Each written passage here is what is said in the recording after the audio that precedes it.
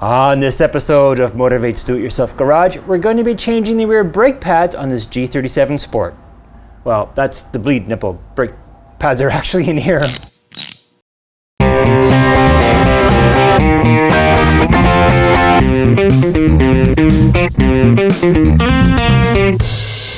Here we have the rear caliper of a G37 with a Sport package. What that means is we've got a fixed caliper with a piston here and a piston here. We'll simply turn this here to get this pin, that cotter pin right there, where we need it to be. And like that. And then we can very easily, there we are, pop out the cotter pin. And put that down, and we'll do the same up above here as well. And there we go, we got the top one too. Just tap in a little bit those pins. From here, we can use some pliers. We can just kind of grab that, and then we're going to push in on the spring and wiggle and pull, and that will allow us to get out that pin. And the same steps for the bottom. Again, we're going to push in right here, wiggle and pull, there we are, and we've got the bottom pin removed. Now of course, this part here comes off like that, and now we can see directly into our rear caliper. This part that's turning is a rotor. We've got our disc pad and our disc pad. Let's see if we can wiggle and get one of these. No, we can't. Okay. We'll take some pliers here, and we'll just simply wiggle back and forth and pull it out. And there is the brake pad. And we'll do the same for the outside. We'll go back and forth while we're pulling. We'll shift down here, do the same, come back up here, there we are. And there we go there. When we look inside, we can see all kinds of crap. You can simply take a nylon brush and just go in and give it a good scrub. So now we've got inside the caliper all nice and clean. As we can see, we got most of the brake dust and other crud out. What we need to do now is to push the pistons in, because the new brake pads are thicker, of course, than the old brake pads, as we can see right here. There are many different ways of doing this. Some people like to use the old pad. I'm just going to use a thin piece of wood, and I've got a wrench like this. So I put the piece of wood on the caliper side, and then I just simply just push over slowly, and there we can see that piston is pushed in. When you push in the piston into the caliper to make room for the thicker new pad, you need to keep an eye on the brake fluid level in the master cylinder. And so far, ours is fine. So now we'll do the other one. And we'll just give it a bit of pressure.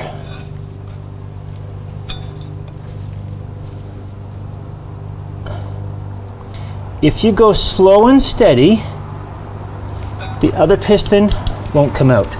So let me have a feel there. Yes, okay, nice. So now we've got lots of room to get our new brake pads in. This is the aftermarket pad that was in, and this is the actual Nissan pad. This has a bit of a built-in shim, maybe, I don't know. But what I had to do, I had to go out and purchase a shim kit, which I've done.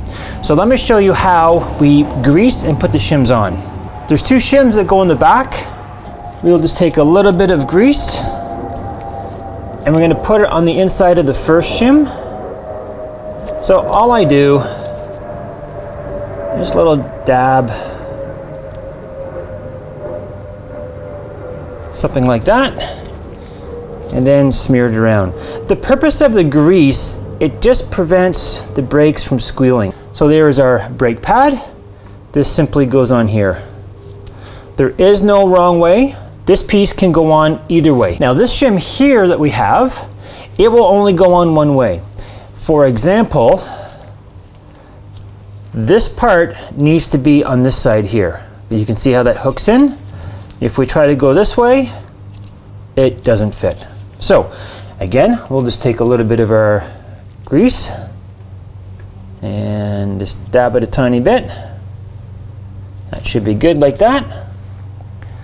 And then we'll just sort of smear that around, nice and even. Then we'll take our other shim and it will go on like that. A little bit more grease, because this is where the piston touches. And I'll just thin that out, spread it all around. And then this pad is ready to go in. Now I want to point out something. Notice here on this brake pad, we've got this little clip, this little piece of sheet metal. Now the purpose of this is this will rub on the brake rotor when the pad is worn down enough, giving you a warning that the brake pads need to be replaced. The aftermarket ones didn't have that. We also want to put a dab of grease there, here, and there. That's where the brake pad touches the caliper, and as the pad wears, it needs to slide. On the brake pad that has the squeaker, scraper, whatever you want to call it, it always goes on the inside. Doesn't matter if it's on the top or on the bottom. And then we'll just wiggle that to get that aligned up. And there we are. So you know it's in properly when the pad is lower than the brake rotor, because when the pins go through, it will actually pull it out a little bit about there.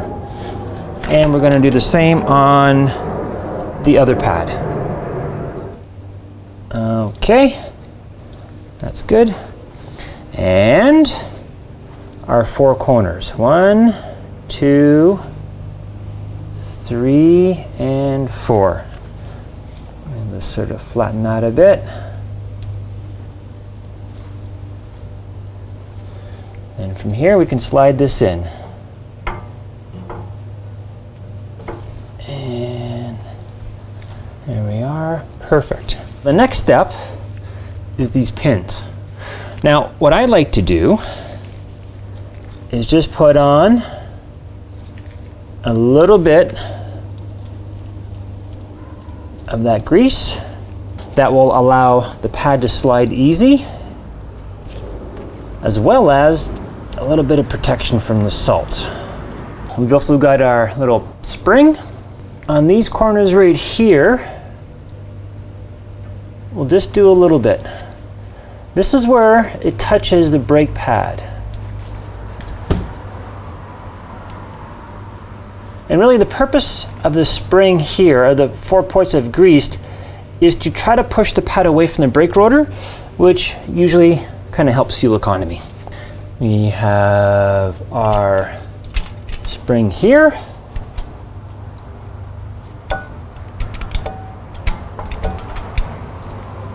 We'll push down.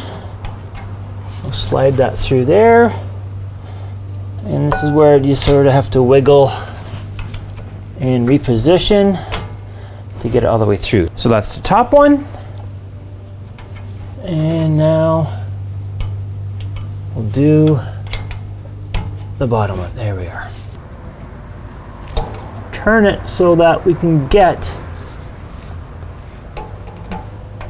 the hole for the cotter pin in the proper spot. Perfect.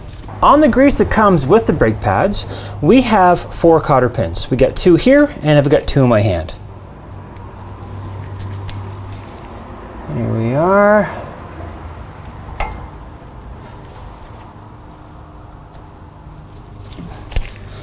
Just make sure that's, there we go.